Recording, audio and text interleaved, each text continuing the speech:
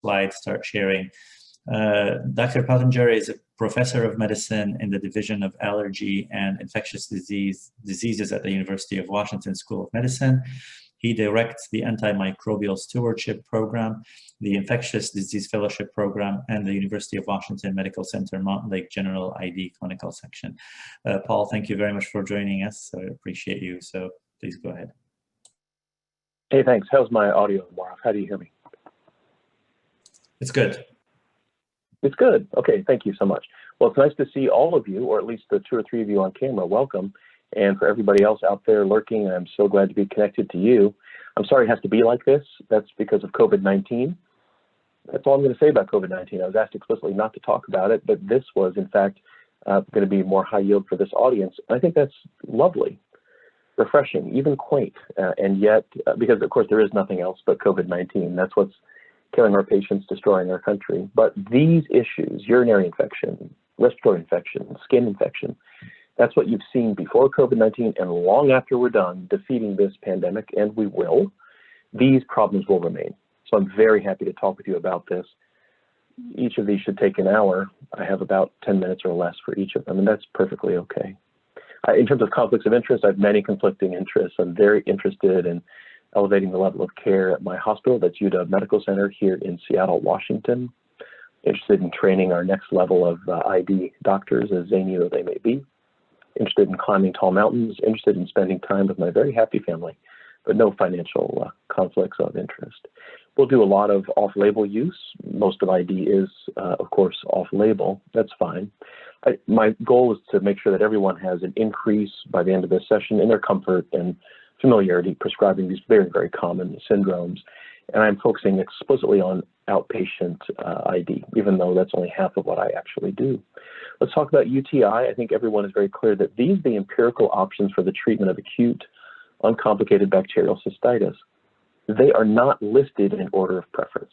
According to the ID Society of America, and yes, I am a card-carrying member of IDSA, you can choose any of these. And in particular, please note, trimethoprim sulfa, also called Bactrim, we're only meant to use it if our local resistance pattern is 20% or less. If you have an 80% good look on your local antibiogram, then trim sulfa is considered an option.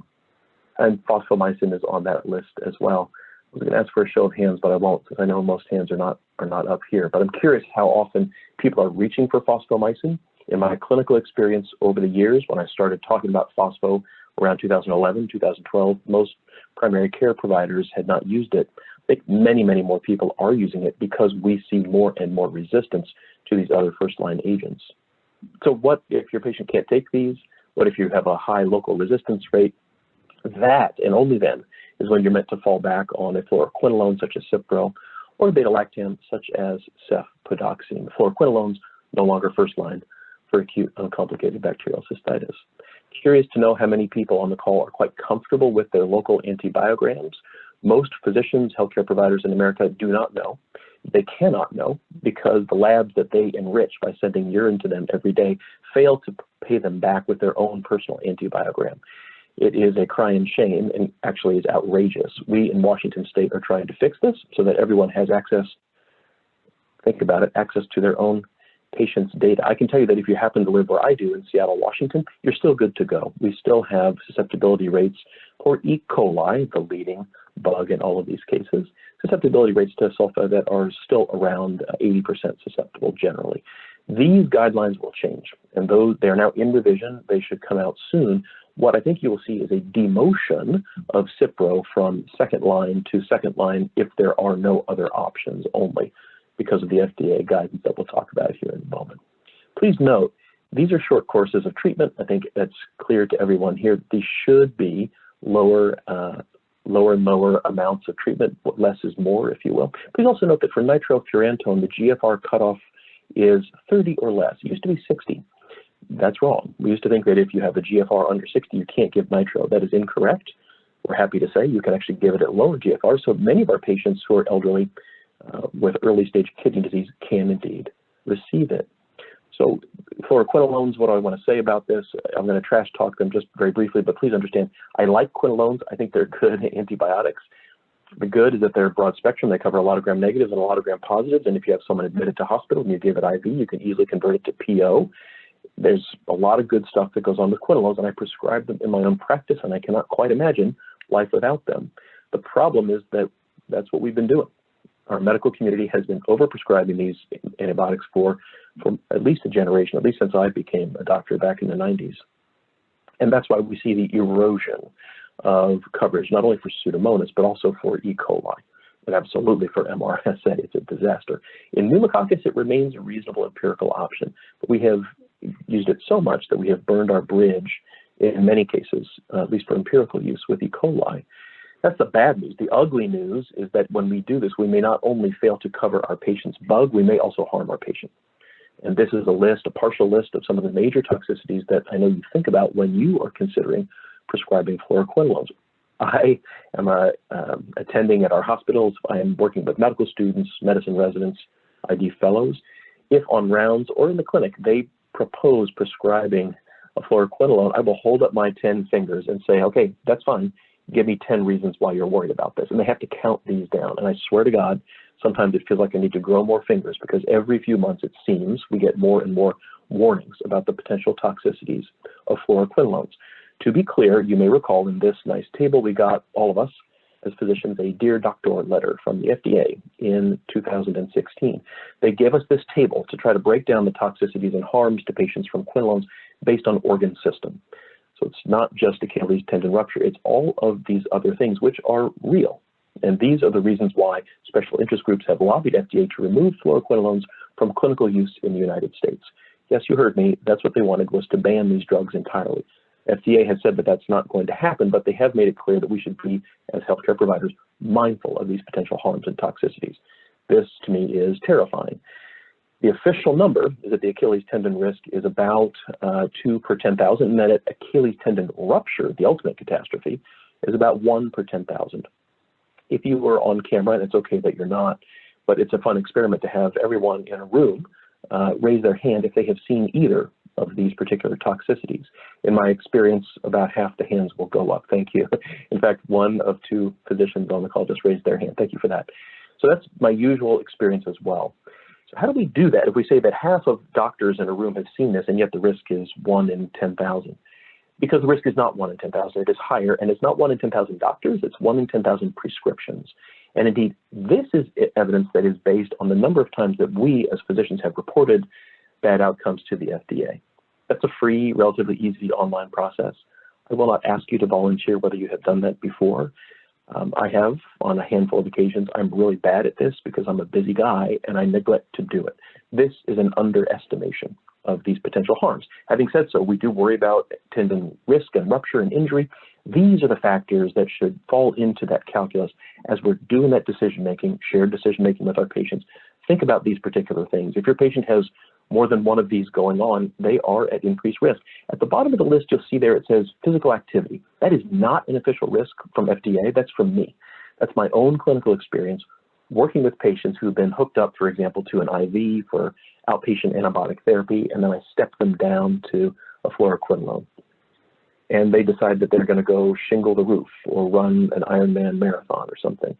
These patients are idiots. We call them men, and they're impossible, and they need to be counseled to chill the F out, and when they're on quinolone, not to overdo it. Please do not underestimate this. I have seen this harm patients. I don't know why it doesn't appear officially, but please learn from my mistakes. It is a concern.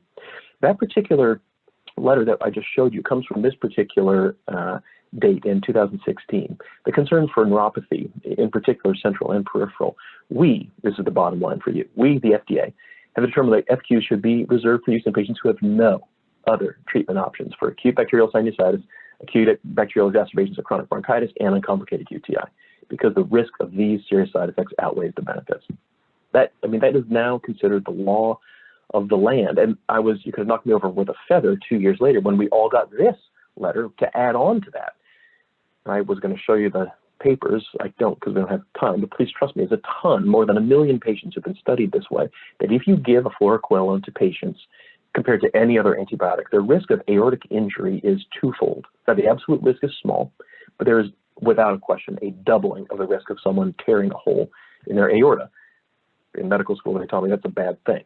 So healthcare professionals, that's you, should avoid prescribing quinolones to patients who have an aortic aneurysm or are at risk, such as people with peripheral atherosclerotic vascular disease, hypertension, genetic conditions, and the elderly.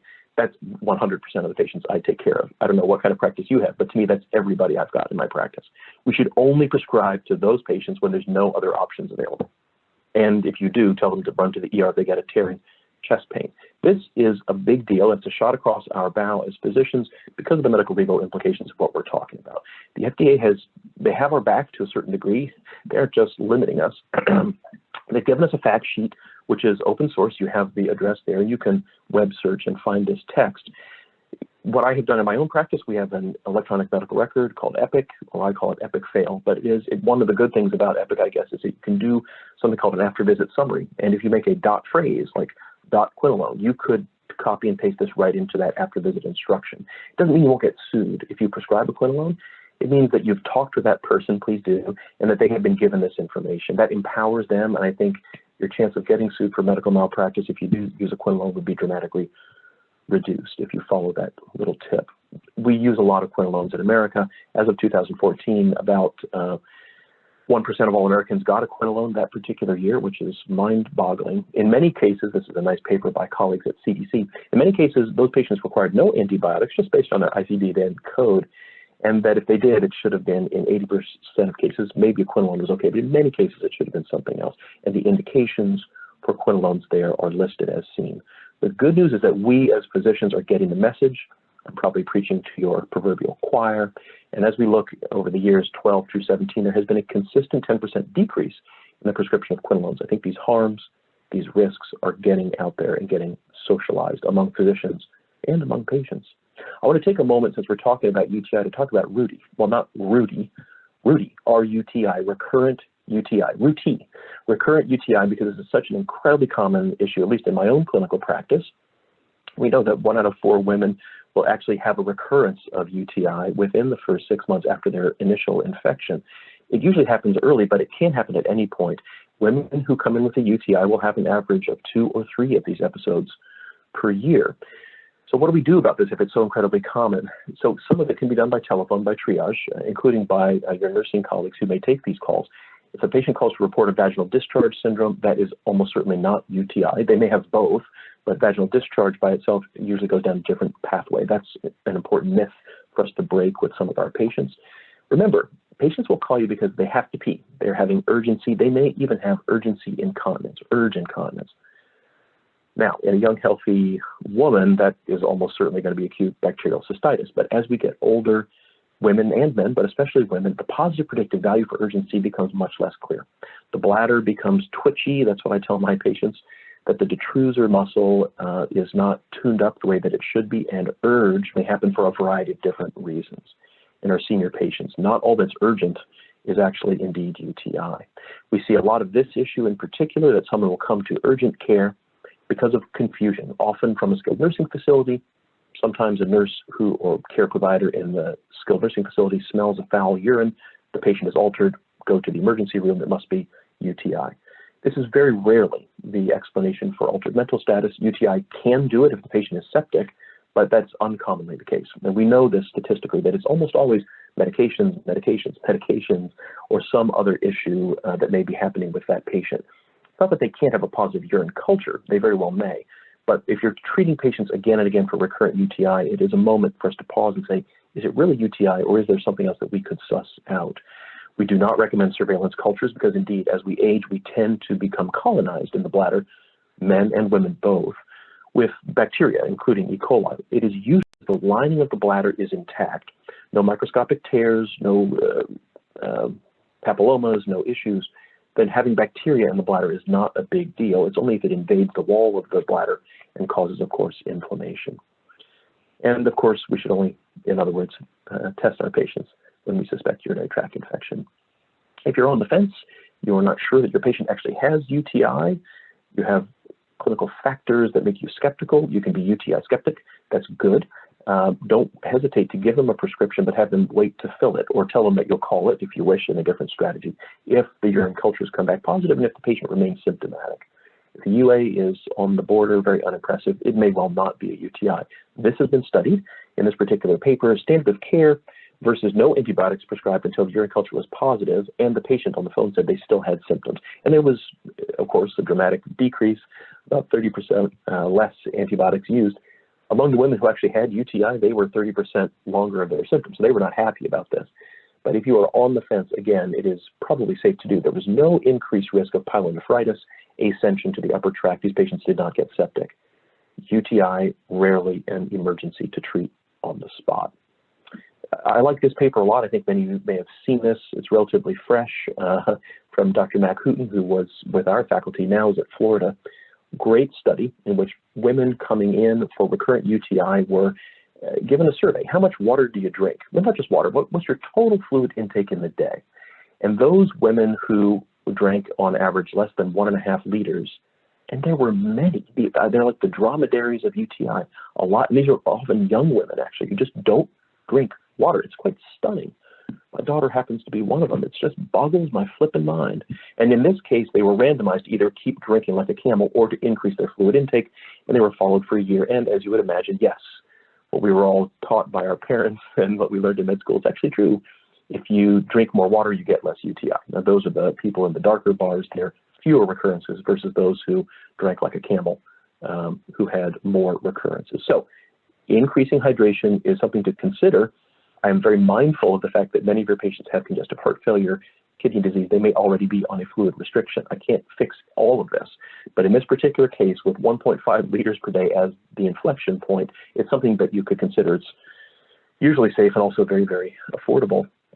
Our patients who are postmenopausal with recurrent UTI in particular, you know, we're not sure exactly why this actually happens. My theory is that often there's an elevation of vaginal pH as the tissue becomes atrophic. Remember, we want a nice low pH in that area that is a normal, healthy pH because as we have lactobacillus that's there to colonize the area and make hydrogen peroxide and acidify the milieu, E. coli doesn't like to live in a low pH. If we let the pH rise to a neutral pH like the colon, E. coli is happy to be there. And from there, just hop, skip, and a jump up to the urethra, etc. So one thing that can be considered is topical estrogen. This can be done superficially, applied as a cream to the introitus, or a ring can be placed. And I like that ring because women will have it placed on a quarterly basis. They get to see their provider for that purpose. And it does work. This actually has been looked at, and it does have a significant decrease. Not perfect, but it can help to drop that risk of UTI. If you're considering local hormone replacement therapy, please tell your patients to stick it out with this. It will take months for things to reverse and to become the way they had been in decades before. Something to consider if you're seeing a lot of postmenopausal women with recurrent UTI. You can also acidify their urine yourself by giving them either methanic acid, hippuric acid, methenamine, or hippurate. These are sterilizing agents. They're basically dietary supplements that will be prescribed in this medicine. And it basically makes acids and formaldehyde in the bladder. So these women will have a urine that has a lower pH, and the urine itself will become more hostile to E. coli. And this has been studied. The studies are not perfect. We only have a couple thousand women who have been enrolled, but the relative risk is substantially less for women who are treated with this sterilizing agent after their UTI, although the duration of follow-up was not particularly long, and the biggest side effect, unfortunately, was urethral burning, because after all, they are urinating acid. And if I'm not mistaken, they probably came to see you because it burns when they pee. So it's not a perfect panacea, but something that has helped some of my patients. Your patients will ask about cranberry juice. And while it is true that if we take an extract of cranberry in a petri dish and coat that tissue layer with one of the ingredients that comes from E. coli called proanthocyanin, yes, it actually coats the lining of this artificial bladder, and it makes E. coli much less likely to hold on to that bladder lining and invade. But when this is done clinically, it doesn't work. It takes such superhuman amounts of proanthocyanin, you can't get there either drinking cranberry juice, which will make somebody go to DKA with all the sugar they're drinking, or with extract. So unfortunately, there really has not been a substantial benefit. Your patients may ask about cranberry extract. If it's the extract only without all the sugar, it's fine, and maybe you'll have a different experience. The evidence is not for it. What we ultimately need is a probiotic suppository for the vagina with a human lactobacillus called Lactobacillus crispatus in phase 2 and phase 3 trials that has cut the risk of recurrent UTI in half. I'm super excited about this human lactobacillus. not yet FDA approved, not yet clinically available. If you are dealing with a lot of these patients in your own practice, talk to them about sex. I think we ignore sexual behaviors in older patients at our own risk. Older folks do have sex. We need to talk about this and be comfortable so doing. A physical exam looking for prolapse that may elevate the risk because of inefficient emptying of the urinary bladder. Checking a post-void residual is the first step that we should do, either by direct catheterization or with an ultrasound machine. If you have that in your practice, they're not perfect, but they're a great next step. And I think, what you're really talking about is, do I need to send this person to a urologist, to a urogynecologist? Perhaps so. I'm interested in urodynamics. I'm interested in biofeedback. I'm interested in working with these patients. They should have been Kegeling for the last 50 years. Maybe they could start now, etc. The chance that we'll find a tumor or some sort of structural lesion when we look inside the bladder is very small. So I would not hang my hat on that. Nevertheless, a urologist may be someone you could lean on if you're really tired of looking at recurrent UTI in any particular person. So because time is short, I'm going to transition away from the urine up to the respiratory tract. We need to talk about rhinosinusitis. In the pre-COVID world, I think you all understand this, that these are incredibly common infections. Most of us will have 2 or 3 of them per year, and it's virtually always viral. And as you can see you've got the Rona on there, the mad Rona.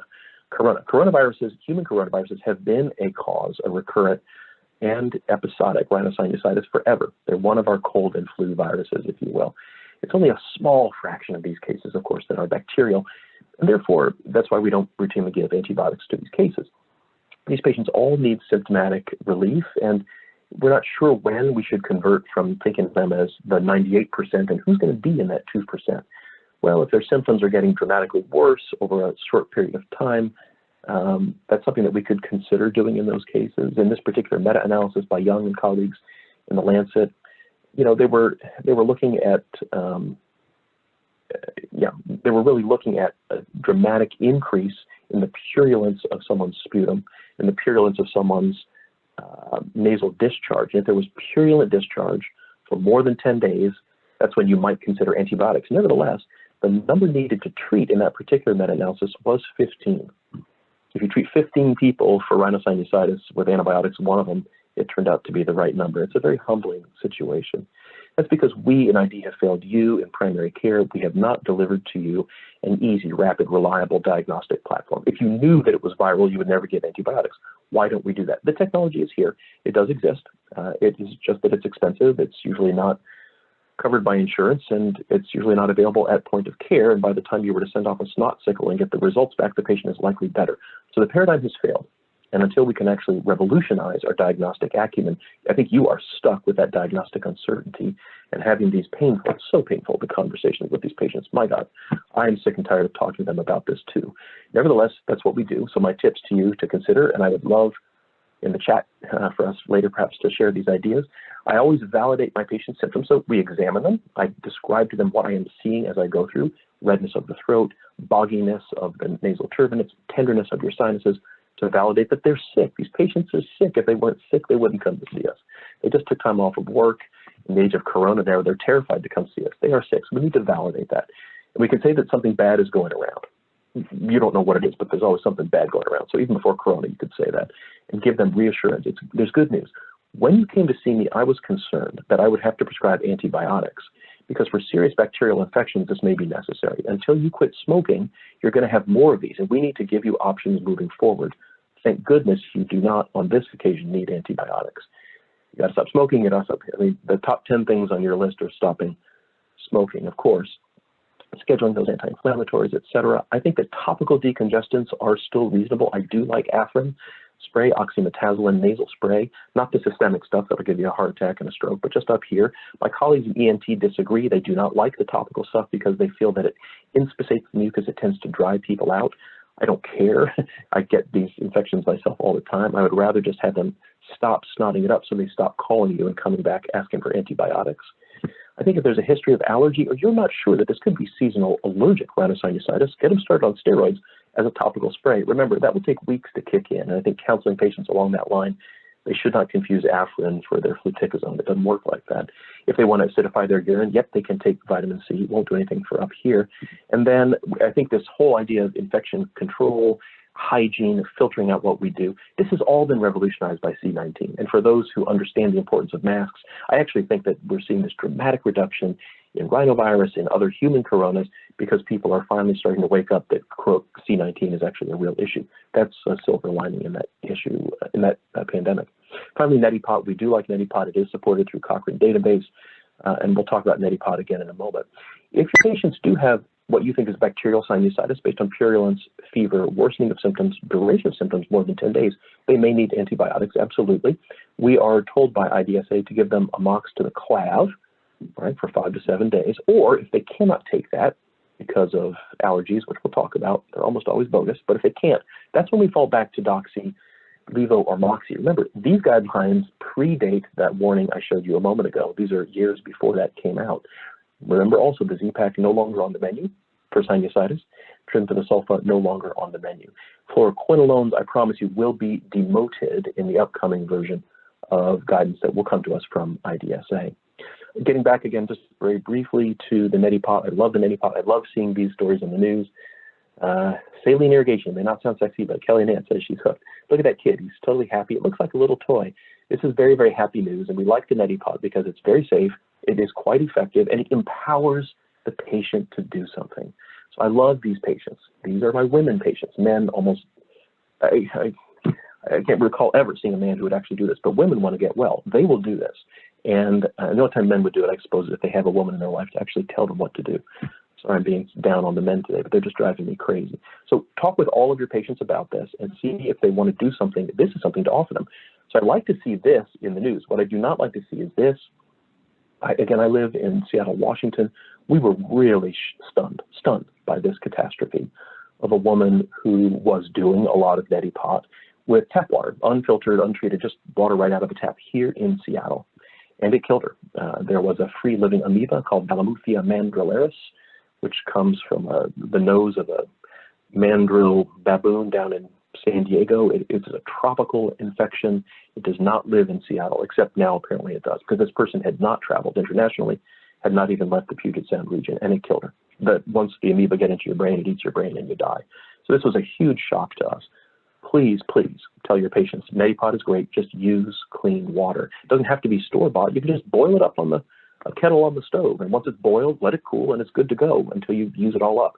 It does not have to be sterile water. It does not have to be medical saline. Just boil the effing water, please, before we see another one of these cases.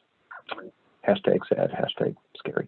So patients will ask you, why do I keep coming back to you? What's wrong with my immune system? Why do I keep getting these colds and flus? So we can say, until you stop smoking, this will come back, so you've got to stop smoking. But beyond that, there's probably nothing going on. Please understand, if your patients do come back, you may be looking at CVID. Common variable immunodeficiency is common, it's variable, it's immunodeficiency, it's in the name. A screening IgG level is a great way to start with this. And if you look for it, you will find it. This is something that is underappreciated, and it can be ruled out with a common blood test and immunoglobulin panel in any primary care setting. So I would appreciate if you look for this, because if your patients really are having a lot of these, we can give immunoglobulins back, even subcutaneously, even at home. There's new tech in this, can revolutionize somebody's life. And finally, cystic fibrosis.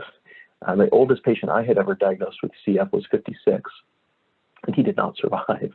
So it's the most common genetic disorder in the United States, and therefore there are just hundreds and hundreds of mutations. Looking for CF is reasonable. Doing a sweat test in your office, you can't do that. Consider referring these people to pulmonary, and explicitly say in your referral, please, consider cystic fibrosis. Whether they are sterile or not, it's something that we should talk about more often with our patients. For chronic obstructive pulmonary disease, I know that a lot of you are thinking about azithromycin for COPD. There's been a lot of confusion around this. A very nice paper by Rick Albert and colleagues that was very pro azithromycin. They would go longer between exacerbations. You would have fewer hospitalizations for people who are randomized to get a big fat dose of azithro versus placebo. And then out came a big study from Denmark showing that this would actually kill people because it causes long QT syndrome, torsade de plant. There's a cardiotoxicity. So I would refer you to this particular paper, which I like a lot. It's a meta-analysis. It has its limitations, but it's more generalizable. And they give a weighted risk reduction for COPD exacerbation. Again, yeah, it looks pretty good. you can cut your patient's risk of having an exacerbation by 50%, but the adverse event ratio is 50% greater as well. And so what I like this statement, which you can read here. These results suggest that 6 to 12 months of azithro could effectively reduce the frequency of exacerbations due to COPD, but the long-term treatment brings these adverse events, the emergence of resistance. You've got to do individual decision-making with your patients. I am so sorry. I do not have an absolute one-size-fits-all recommendation around this. If you're going to consider so doing, please do monitor QTC. If that QTC on a routine screening EKG gets longer than 500 milliseconds, I would strongly consider stopping. And none of this will ever do as much as stopping smoking. That's how I would put that together. COPD can be something that people still struggle with, and we do think about triggers that can be bacterial. But remember, there are so many other triggers of COPD that are out there. Everything, especially here where I live in Puget Sound, every winter we have rain, and every summer we have fire. We are on fire, and that smoke comes in, and these patients will come to the doctor. They will be admitted. They may not have a bacterial process that's triggering this at all. The gold standard is this group called GOLD, the Global Outcomes of Lung Disease, or GOLD. They call themselves GOLD, and wouldn't that be fun if we could all do so? But what they have looked at, looking at acute bacterial exacerbations of chronic bronchitis, is to look at these common symptoms that people do present to primary care with: cough, fever, chest pain, shortness of breath, increased sputum, or increased purulence, and that those last three would be considered the cardinal symptoms. If your patient has all three, GOLD would recommend antibiotics. And if purulence plus one other is there, they would recommend antibiotics. Needless to say, if they're sick enough to come in, they would get antibiotics. If it's just cough, if it's just fever, if it's just a discomfort in the chest, they would recommend against giving antibiotics. If you do choose to treat COPD exacerbation and they're outpatient, it looks very similar to what we talked about a moment ago regarding sinusitis, amoxicillin, also doxycycline. Old school doxy, pretty good in this particular case. Please note that on this particular GOLD range, they recommend up to 14 days of doxy. That is not a thing. That is no longer, in my opinion, the standard of care. I think 5 days is great when it comes to this. Having said so, the studies have not been done to look at shorter courses with doxy. That's why this variability exists in the duration that you see. If they're admitted to the hospital, pretend they have community-acquired pneumonia. Treat them the same way. Morov, do I still have time to talk about skin? I have not looked at my clock. Thank you. I'm getting a thumbs up. So let's talk about skin, and then we'll have time again to come back and talk about this with question and answer. Skin is soft tissue that come in two broad flavors. Cellulitis, by definition, there's no pus. This is almost always caused by beta hemolytic strep. And then an abscess, if it is a purulent wound, we think about that being staph, although it can be strep. And by the way, I never say a pussy wound. I do not know how to write that word in the chart without it looking like a different word. So we say a purulent wound or pus. And so let's talk about these one by one. Cellulitis, let's talk about this first, the absence of pus. Why do I think that this is usually a strep? Because it's usually strep, which is really exciting for us to understand. We've known this now for some time. This is one paper that I think is representative. I like this one. Almost 200 patients who came in with cellulitis. And there was nothing for them to culture. They did not have a positive blood culture. The investigators hypothesized this is probably strep. We're going to give them beta-lactam antibiotics. Remember, beta-lactam should not treat MRSA. And then they also did something that we would never do in clinical practice. They tried to prove that it was strep by doing acute and convalescent experimental serology to show that the body had mounted a big spike of immunoglobulin against beta strep. And that worked very well. This is an experimental test. It's actually kind of cool. The bottom line is that 96% of these people did absolutely fine on a beta-lactam. So I think if your patient has a history of MRSA, if there's someone who's struggling with opiate use, if they're injecting drugs, if you know that they've had previous MRSA, I would still cover MRSA. But absent that, you can almost always focus just on beta-lactams. Not all skin and soft tissue infections are staphylococcal. So our guidance that comes from IDSA here for the management of non-purulent skin and soft tissue infections, they've broken it down into mild green, moderate yellow, or red severe, which would be necrotizing fasciitis. Most of what you'll see in your practice would be in that mild to moderate category, and in both cases, you are recommended to use a beta-lactam antibiotic if at all possible. If your patient cannot take a beta-lactam, we'll talk about that in a minute, then you could fall back if you had to clindamycin. We have real concerns about this. An underappreciated crisis with clindamycin in Puget Sound. That's where I live. We know that patients who present with skin and soft tissue infections caused by acute beta hemolytic strep infections 30% of them are now resistant to clindamycin. 10 years ago, it was more like 5%.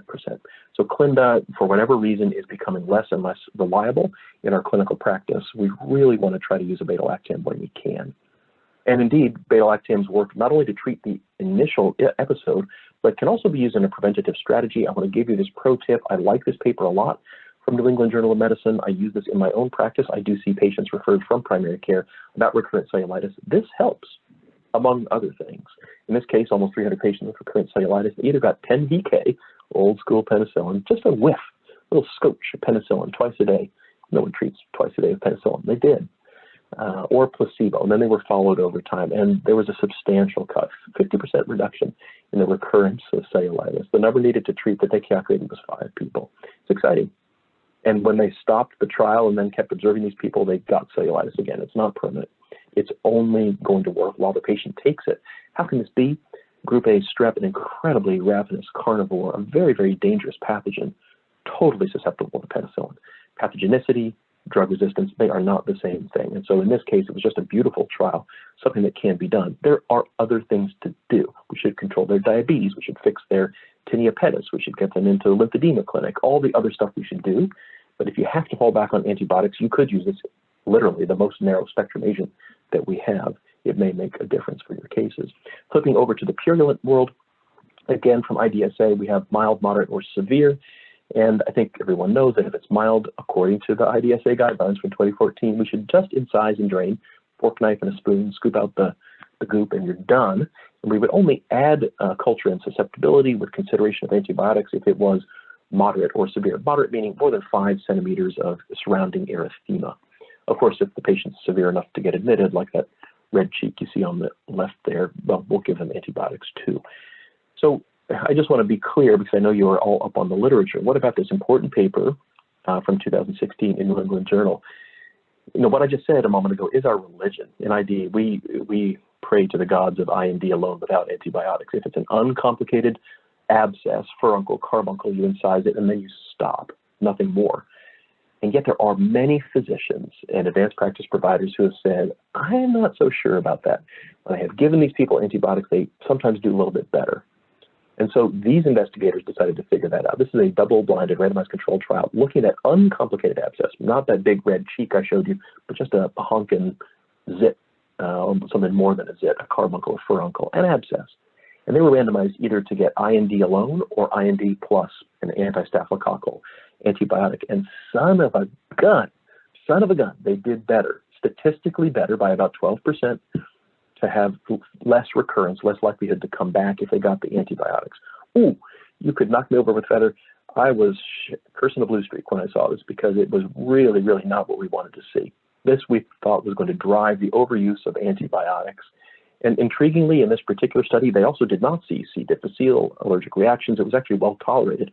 Oh, I was so cross to see this.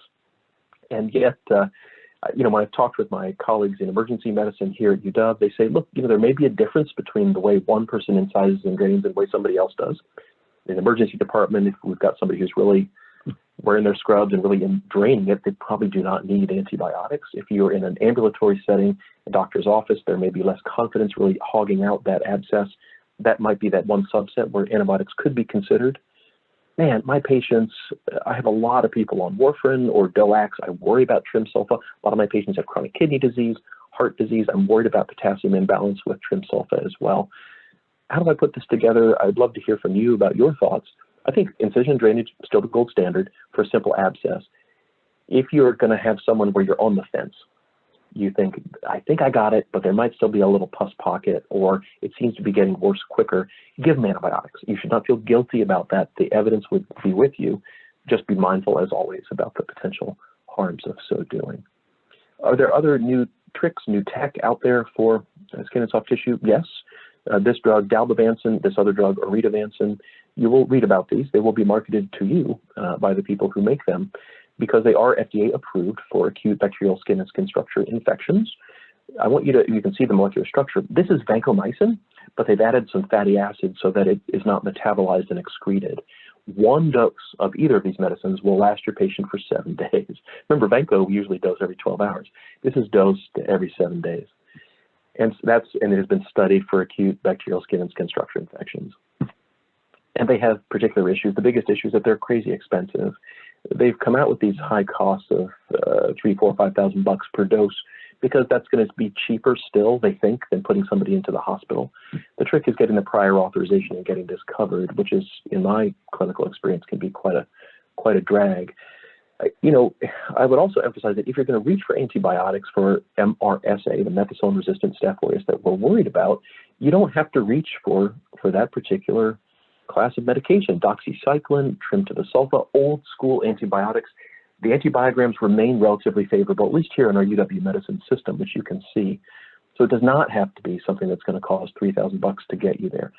The times that we have used that particular drug, I will say, is off-label, not for skin and soft tissue, but for complicated invasive MRSA, endocarditis, osteomyelitis, spinal epidural abscess. Not generally, those people should get vancomycin, but for the people who are living with opiate use disorder, they still have decisional capacity, they will leave AMA. As a harm reduction strategy, we will give them a squirt of this on their way out the door. And in the 55% of people who have followed up in those studies, it tends to work well. So that's not something that we have approval for by FDA, but that has been published as a harm reduction strategy, not necessarily to replace oral antibiotics. I think that's okay too. But some of these people are so desperate in dealing with their addiction that we're not confident they will even take oral doxycycline or oral trimethoprim. So that's an option to consider in your practice. As we wrap up, I wanted to leave you with this, I think, uplifting message around penicillin allergies. I am not an allergist, but I'm becoming one because of this issue. 10% approximately of Americans will say that they are allergic to penicillin. Of those 10%, only 10% really are. The other 90% of the time, if somebody tells you they're allergic, they are wrong, dead ass wrong. And it could be that it was something that was mythological from when they were a kid, or it was a yeast infection or nausea. What we see in our electronic medical records as an allergy 9 times out of 10 is not correct. And that's a big deal, because if we use something other than a beta-lactam, when that's the indicated antibiotic, we tend to have more surgical site infections, more toxicities, more issues. Beta-lactams, that's what's for dinner, if it's at all possible. And it just terrifies me, makes me spit and mad, and it blows my flippin' lid that in 90% of these cases, we are giving the wrong antibiotics because they're giving us the wrong information. The answer is to talk with our patients. There is an opportunity to do skin testing for penicillin reactions. That's only appropriate for those people with a type 1, so-called anaphylactic type reaction, IgE-mediated reaction. In my practice, if I ask about hives, patients all have hives. Don't ask about hives. They don't know what hives are. You do. The patient says, yeah, I got hives. It could be anything. So I want to know, did you stop bleeding? Did someone tinker with your ticker? Did they have to do CPR on you? Did they put a tube down your throat? Was this witnessed? As I have patients in my practice, their sibling has penicillin allergy, therefore they have to as well. So talking with our patients about this helps. Getting into the EMR and delabeling them is important, and it won't do the job, because when you send the prescription into Bartell's or whatever, some nice pharmacy, they're going to call you. Nope, didn't you know you gave them a prescription for Keflex, but they're allergic to penicillin. It turns out that delabeling bogus allergies is incredibly difficult to do. It's like fake news. It's hard to hog it out of the internet. It's like that here with allergies as well. But this is important to talk with your patients about. So my entreaty, I'm just asking you to please consider adding this into your intake for new patients and part of your annual wellness visits. Immunizations, colorectal cancer screening, blood pressure, antibiotic allergies. The time to figure this out is ambulatory when the patient is well. If you wait until they come in with an infection, everything becomes much more complex and it's harder to deal with. So you'll get my happy sign if you're able to talk with your patients about this. So here's just a quick concluding slide of what we've talked about today. I think, I'm just so appreciative to be connected to you. I'm sorry it's not in person. It really depends on what you're doing. And I thank you for your shrewdness and your thoughtfulness with antibiotics.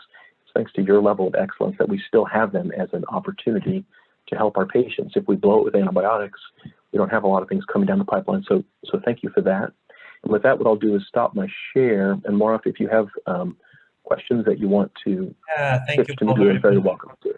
Yes, I'll give you some of the questions. I think we have about 4 minutes left. So Gerald asked, any value to D-mannose to prevent recurrent UTI when caused by E. coli? Yeah, thank you. I was just trying to cut out the slides because there's so little time. Yes, to D-mannose, I like it. The leading issue with D-mannose is flatulence. So many of my women patients or men patients, it's usually women, they don't like the bloating that they get, but I like it. It's very safe. It tends to coat and lubricate the lining of the urinary tract, and so I am pro D-Nanos. Thank you. Thank you.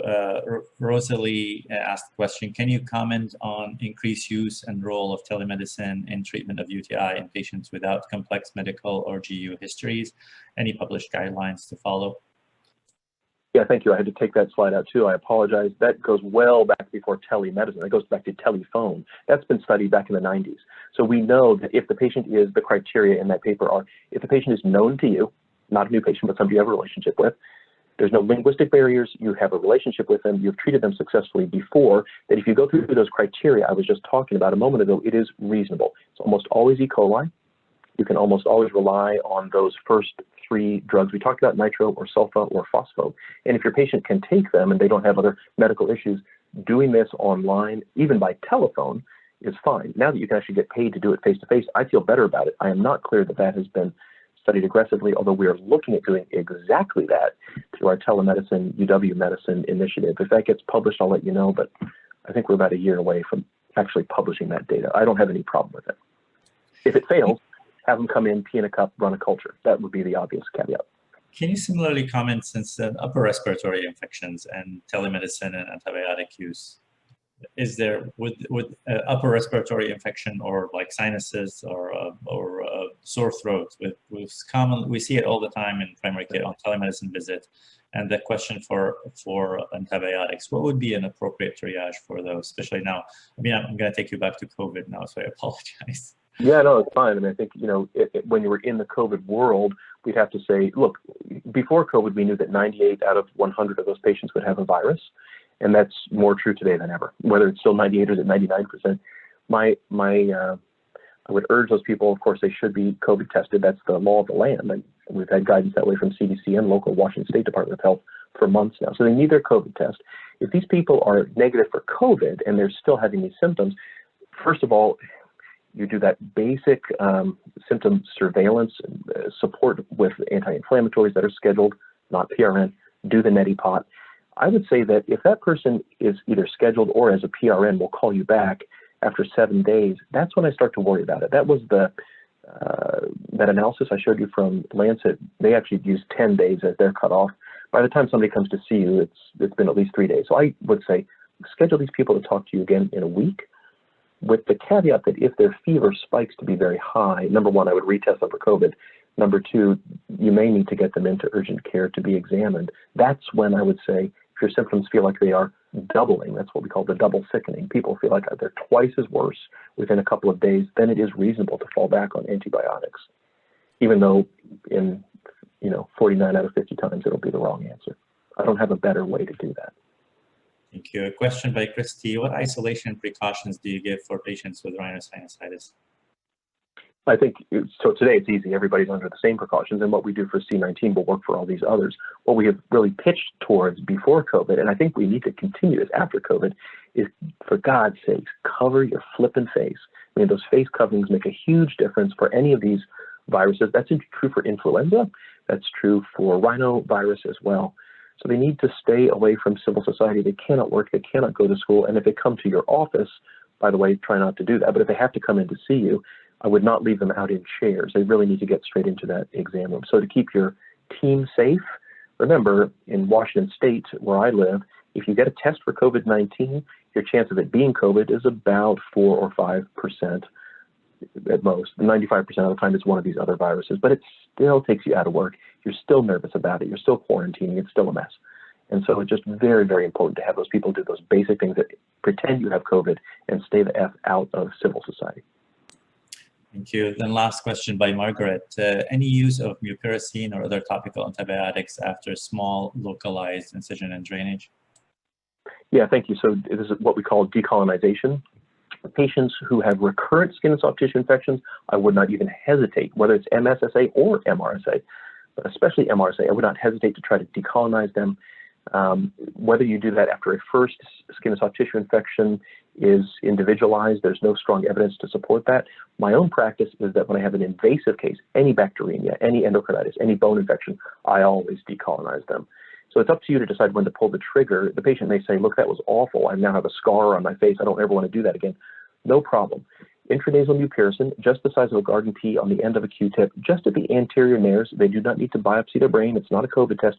You want where the hair is. Staph aureus likes hair, pubic hair, axillary hair, nose hair.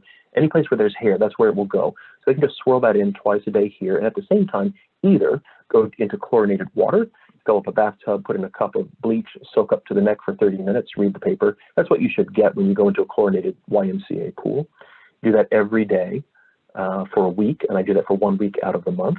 Or you could say they don't have a bathtub, they want to use soap, chlorhexidine soap, Hibiclens soap, applied to the entire body except the eyes. Yes, it will sting the eyes. It needs to stay out of their eyes, but everywhere else, behind their scrotum, between their nose, everywhere. And when they apply it, naked and wet in the shower, they stand there soaking wet with their eyes closed for 5 minutes. That is a metered 5-minute dose. And after 5 minutes, they can rinse off. They do that every day for 7 days, 1 week out of the month for 3 months in a row. That will often work, although not always, but it's worth considering. Thank you very much. I think we're done with questions, and this is very ending on time. So thank you very much, Paul, for joining us for all this informative and great presentations. Really grateful to you. Thanks a lot. And sure, thank you all. Go ahead. And for everyone else, and including Paul, thank you for joining us today. Thank you for your participation. It's been great.